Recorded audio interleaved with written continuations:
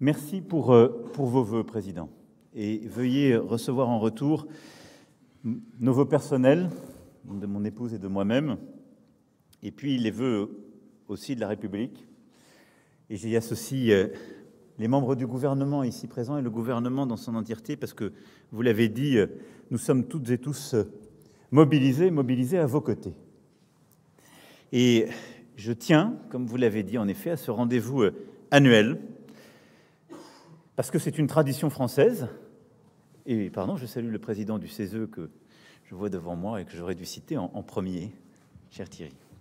C'est une tradition annuelle et nous y sommes attachés.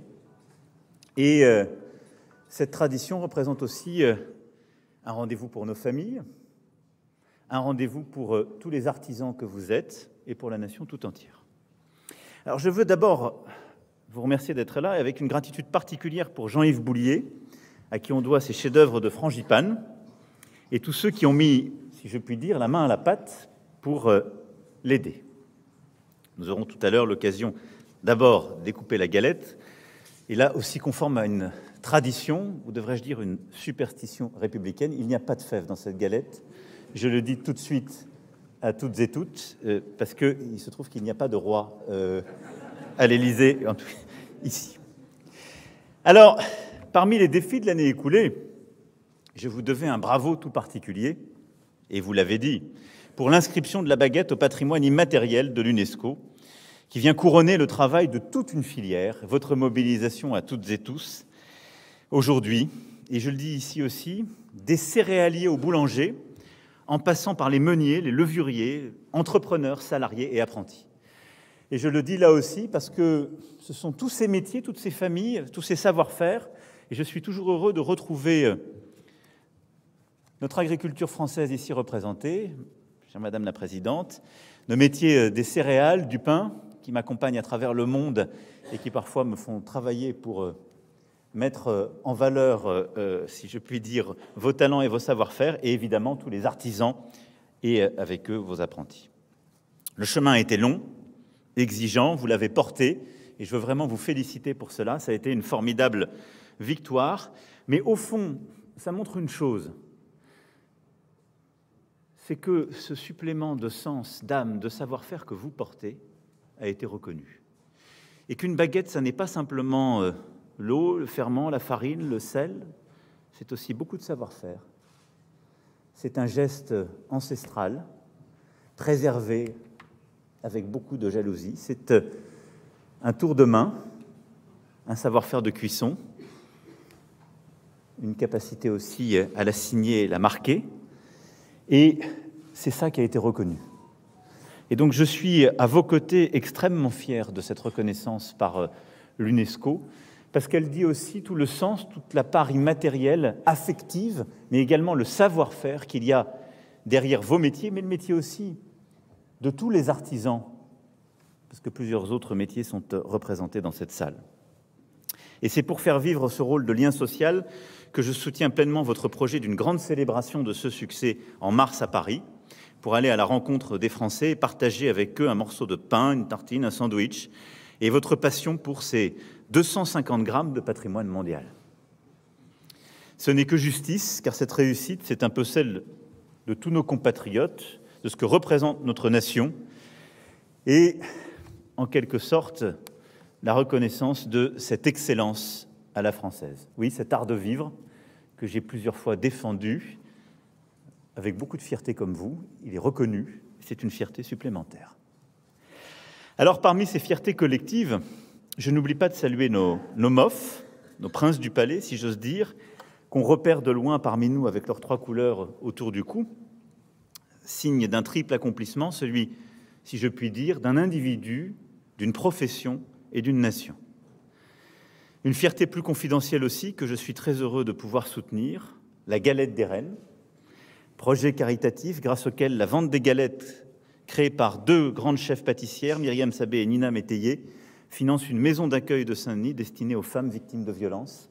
Et je veux dire bravo à toutes celles et ceux qui portent ce très beau projet et les 2 grandes chefs qui sont présentes parmi nous aujourd'hui.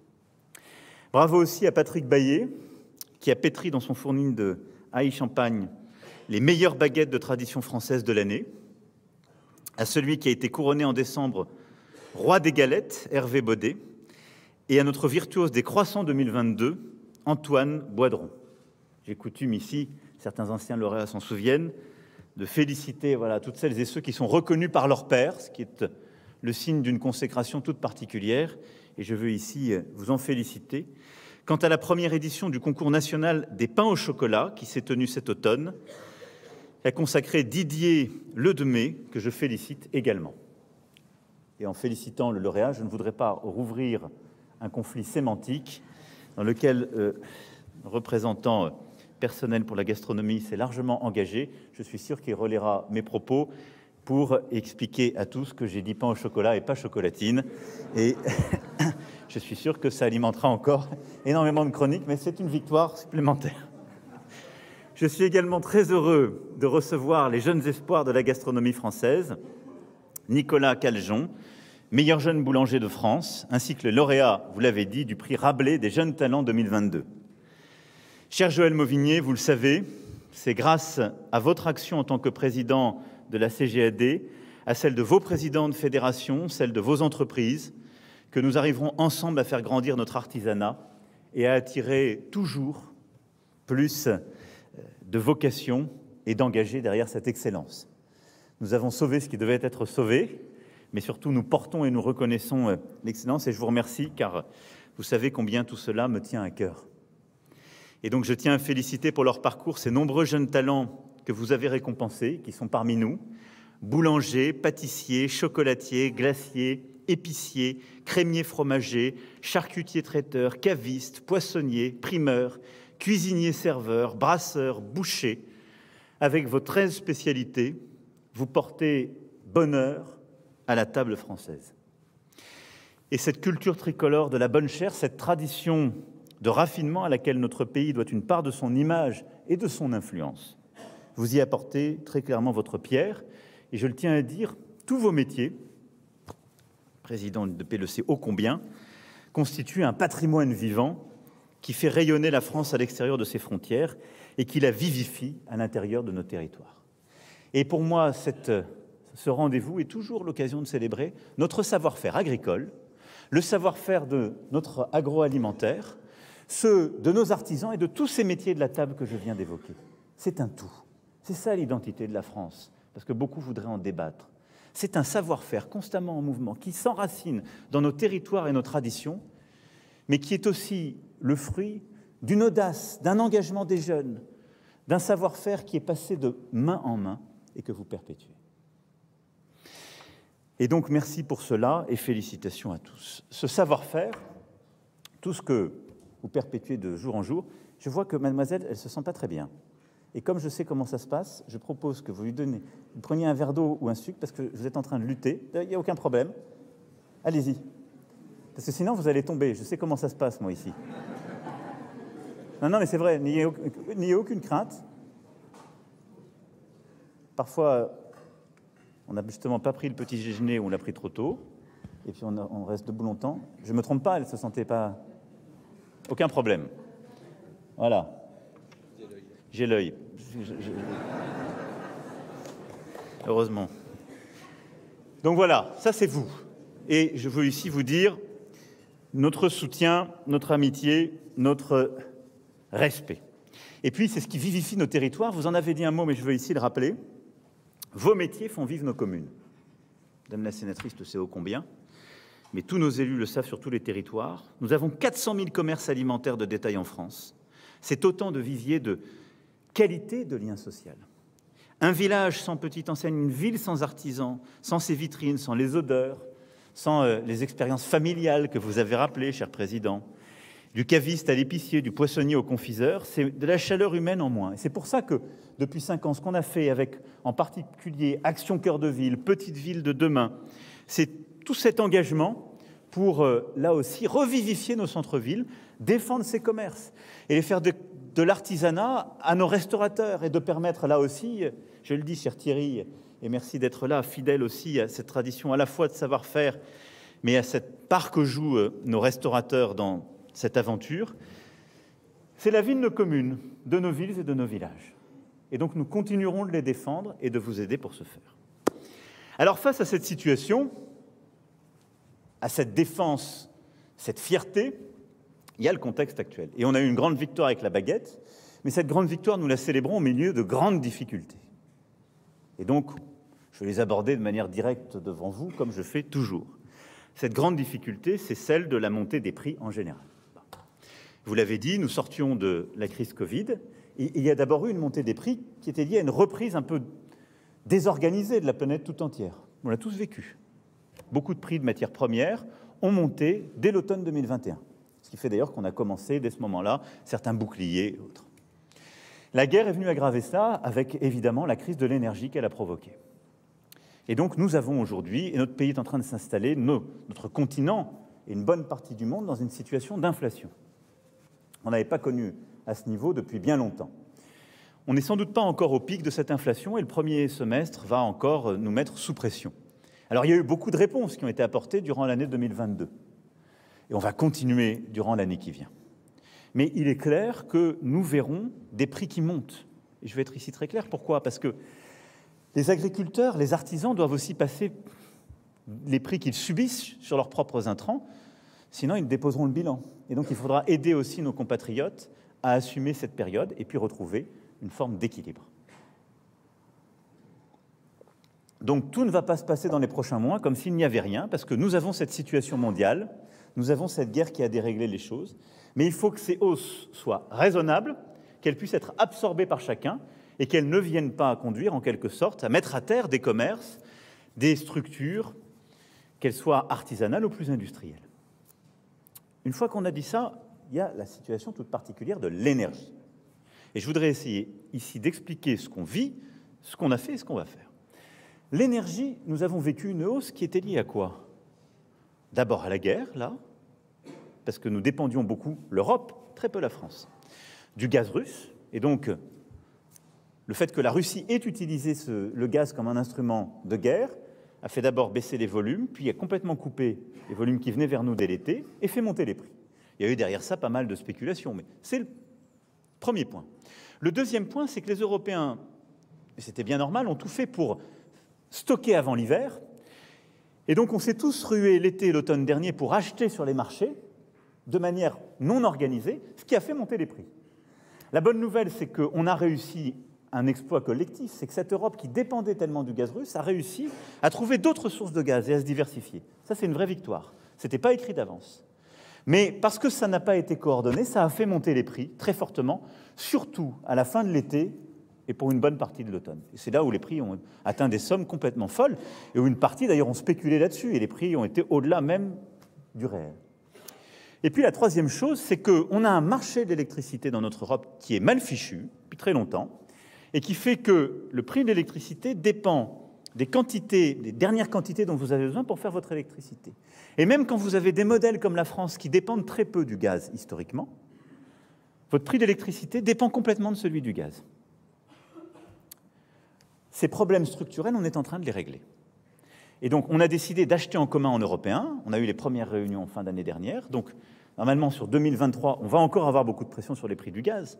Mais on va éviter cette compétition qui va faire monter les prix dans tous les sens. On va resécuriser des contrats longs, là où toute l'Europe, tout l'Occident s'était habitué au fond à aller sur des contrats de très court terme, ce qui fait qu'on était plus fragile. Et puis, on a lancé, et ça c'est une vraie victoire de la France des derniers mois, une réforme en profondeur du marché de l'électricité, ce qui fait que dans ce semestre, la Commission va rendre sa copie et surtout on va essayer de le mettre en œuvre pour que ça s'applique au deuxième semestre, une réforme du marché de l'électricité pour qu'il dépende de nos coûts de production. En parallèle de ça, nous avons eu nos propres problèmes français, c'est qu'on n'a pas produit autant d'électricité, en particulier avec notre parc nucléaire, qu'on aurait dû. La guerre n'y est pour rien, l'Europe n'y est pour rien. Ça a été d'abord des événements qui n'étaient pas prévus, des défauts, des vérifications qu'il fallait faire. Il y a eu une mobilisation, on est en train d'améliorer les choses et je veux remercier toutes les équipes, en particulier d'EDF et de tous les sous-traitants. On a déjà beaucoup remonté, c'est ce qui m'a permis d'avoir un message rassurant sur la question de la fourniture d'énergie, mais les choses quand même devraient se stabiliser à des niveaux supérieurs dans la période. Donc, ça veut dire que structurellement en 2023, ça devrait aller mieux. Néanmoins, vous avez vos problèmes de facture. Alors vous avez remercié le gouvernement, mais je veux essayer maintenant de dire ce qu'on a fait et ce qu'on va faire avec l'ensemble, pas simplement des artisans, boulangers, pâtissiers, mais de l'ensemble de nos très petites entreprises. Parce que le sujet que nous avons, c'est des acteurs économiques qui sont les plus fragiles parce qu'ils sont les plus petits. Et donc nos très petites entreprises, c'est-à-dire celles qui ont moins de 10 salariés, nous devons les aider dans ce contexte de prix de l'électricité et du gaz qui montent. Alors, comment nous avons fait, comment nous allons faire? D'abord, environ la moitié de ce que consomment en électricité ces très petites entreprises a la même protection que les ménages. Ils sont à ce qu'on appelle le TRV, c'est-à-dire c'est un tarif réglementé, et donc ils n'auront pas les hausses, et d'ailleurs ça touche une partie d'entre vous, et ce sera plus 15% au 1er février, là où les prix augmentent de plutôt 150, 200, parfois plus. Donc environ la moitié de ce qui est consommé par les très petites entreprises, c'est protégé par notre tarif réglementé. Le problème, c'est l'autre moitié de la consommation, et donc on a environ, on pense autour de 600 000 très petites entreprises en France qui sont touchées par les hausses de ces prix, en particulier de l'électricité. Alors il y a une partie de ces entreprises qui ont leur contrat qui court encore. Elles ont négocié un contrat il y a 1 an, et ces contrats continuent à courir. Elles n'auront pas de problème. Elles ont de la visibilité, elles ont des contrats négociés avant la crise. Je les mets de côté. Mais il y a environ 2/3 des entreprises, et là je ne parle pas simplement des boulangers, je parle de toutes les très petites entreprises. Il y en a 2/3 qui ont des problèmes et qui ont eu à renégocier ces dernières semaines et ces derniers mois des contrats. Et là, il y a plusieurs cas de figure. Il y en a qui ont négocié des contrats qui augmentent, et je vous le dis tout de suite, ça augmentera pour tout le monde parce qu'il n'y a pas d'autre possibilité, il n'y a pas de miracle. Mais qui ont des contrats qui ont augmenté, mais dans des proportions raisonnables et qui peuvent absorber.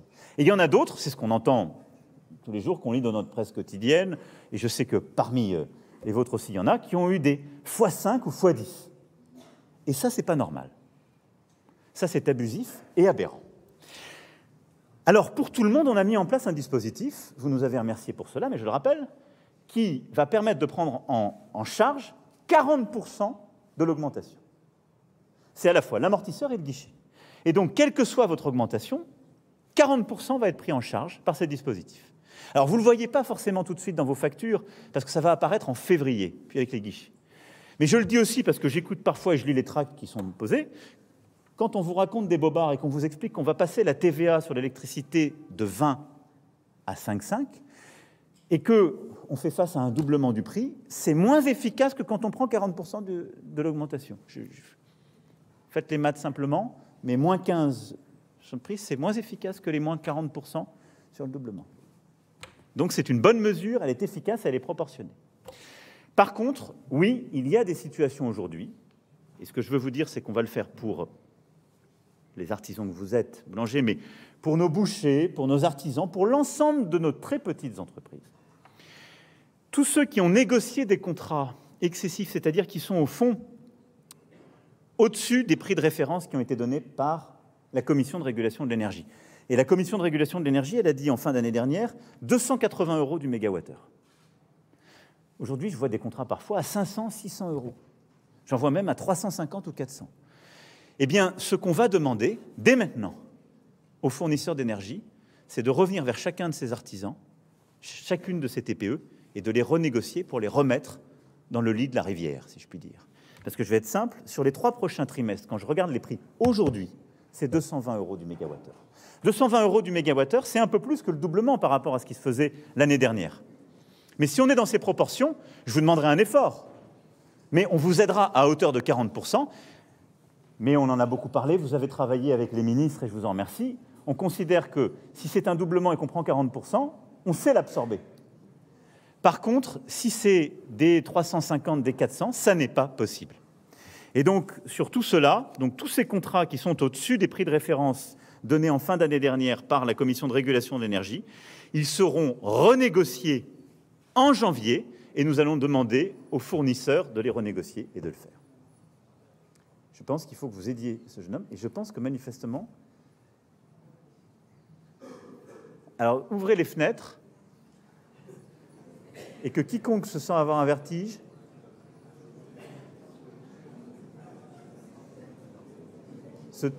se désigne tout de suite. Parce qu'il vaut mieux le dire avant que tomber.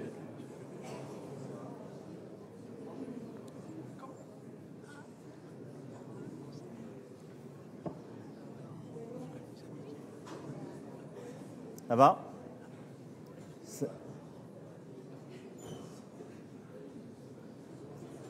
Ça arrive quand on a...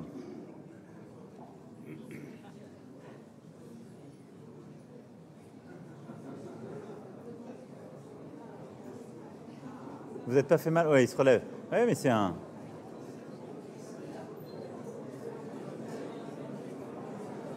Ça, c'est des jeunes qui ne prennent pas le petit-déj. Oui, c'est possible. Je vous le dis. Alors, je vous rassure, nos deux jeunes vont bien. Ça va? Prenez un bol d'air, à mon avis un sucre aussi, et on arrive. Donc j'espère que ça a été clair pour tout le monde. On garde le dispositif, on absorbe les 40%, mais toutes les hausses qui sont au-dessus du prix de référence donné par la CRE en fin d'année dernière, on va demander de les renégocier aux fournisseurs. Sinon, honnêtement, c'est un jeu sans fin. C'est-à-dire qu'il y a des contrats excessifs et de toute façon, après, on va rattraper les surprofits faits par les fournisseurs. Donc, on ne s'en sort plus.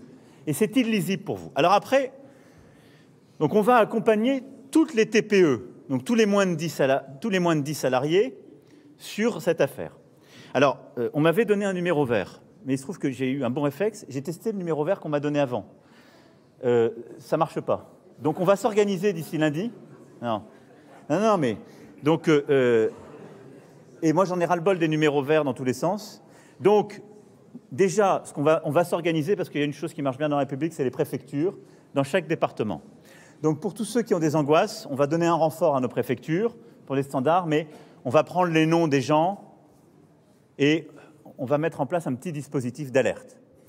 Mais vous avez bien compris que ce n'est pas l'État qui va renégocier ces contrats. On demande aux fournisseurs de le faire. Mais tous ceux qui sont face à des angoisses, je veux qu'ils puissent les exprimer et les dire à quelqu'un parce qu'on ne s'est pas battus tous ensemble pendant la période du Covid pour aider, pour sauver des entreprises et les voir tomber maintenant. Et beaucoup de nos artisans, de nos TPE ont autre chose à faire qu'aller chercher dans des sites internet des circulaires absolument illisibles ou des tableaux incompréhensibles. J'ai fait l'exercice, comme je me suis dit, un boucher ou un boulanger va le faire, c'est impossible.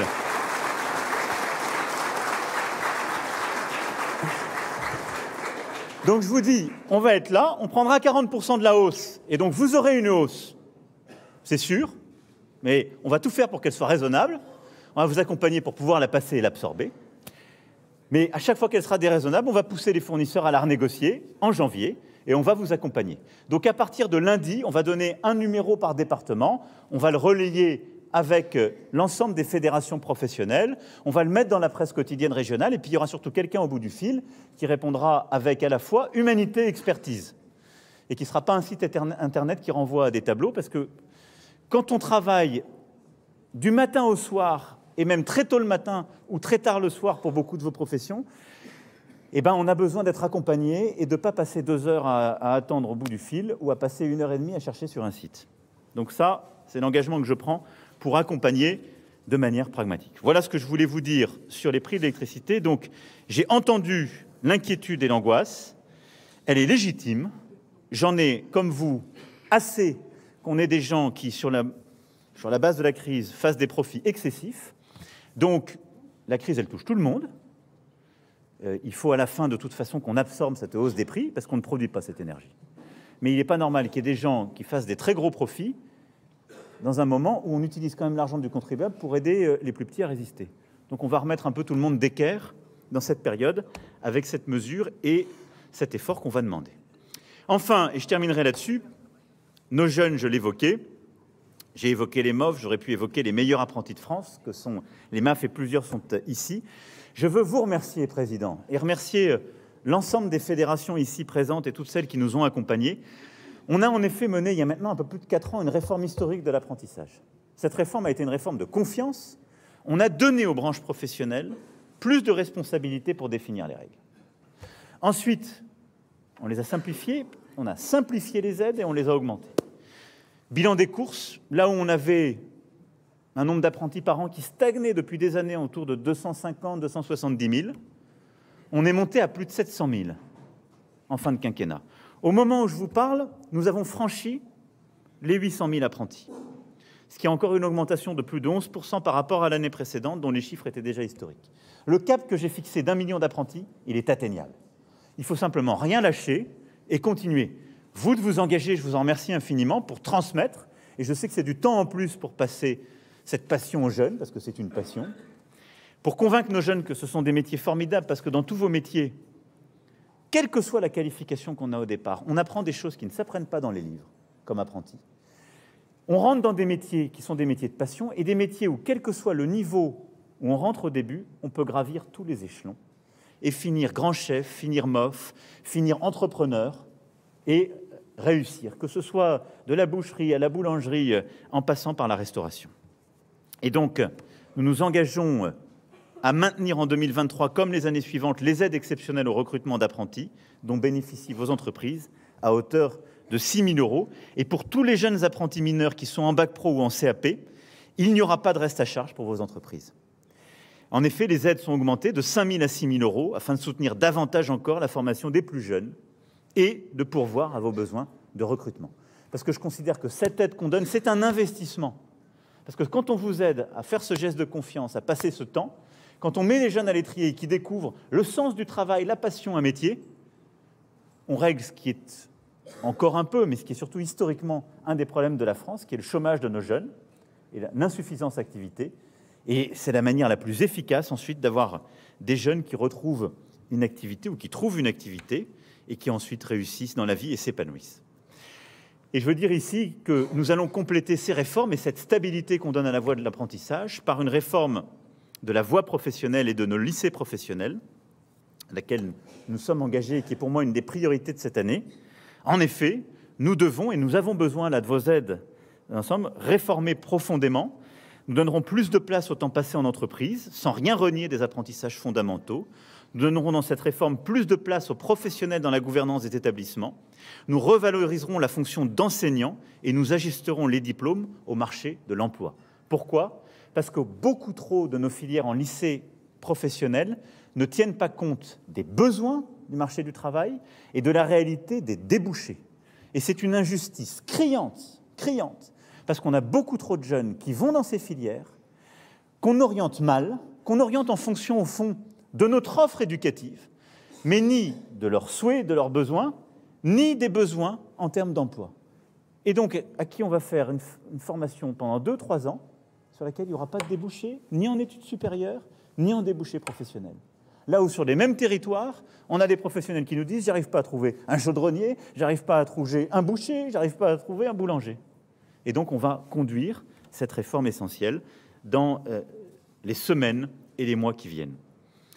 Ce seront des viviers de talents et cette réforme, j'aurai besoin de vous parce que nous aurons aussi une association très étroite de l'ensemble des professionnels. Et donc qu'ils soient apprentis ou sous statut scolaire, nos jeunes seront nombreux à faire rayonner les couleurs de la France dans le cadre de cette magnifique compétition mondiale des métiers que sont les WorldSkills, qui se dérouleront à Lyon en septembre 2024. Et en évoquant cette excellence, je veux aussi rappeler ce rendez-vous pour lequel nous nous sommes battus. La compétition sera rude et j'ai la conviction qu'après avoir obtenu 39 distinctions lors de l'édition qui vient de se terminer et avoir intégré le top 5 des nations, nous pouvons encore faire mieux. Voilà. Je ne serai pas plus long en cette matinée. Et avant de découper notre galette, je veux ici vous dire la fierté de toutes les Françaises et de tous les Français pour le savoir-faire qui est le vôtre, mais plus largement, le savoir-faire des métiers que portent tous nos artisans, nos agriculteurs, des savoir-faire français. Et vous dire que nous traversons un moment difficile, mais si nous savons être responsables, solidaires, et un peu organisé, nous le surmonterons. Et donc on va faire ainsi, très simplement. Vive la République et vive la France!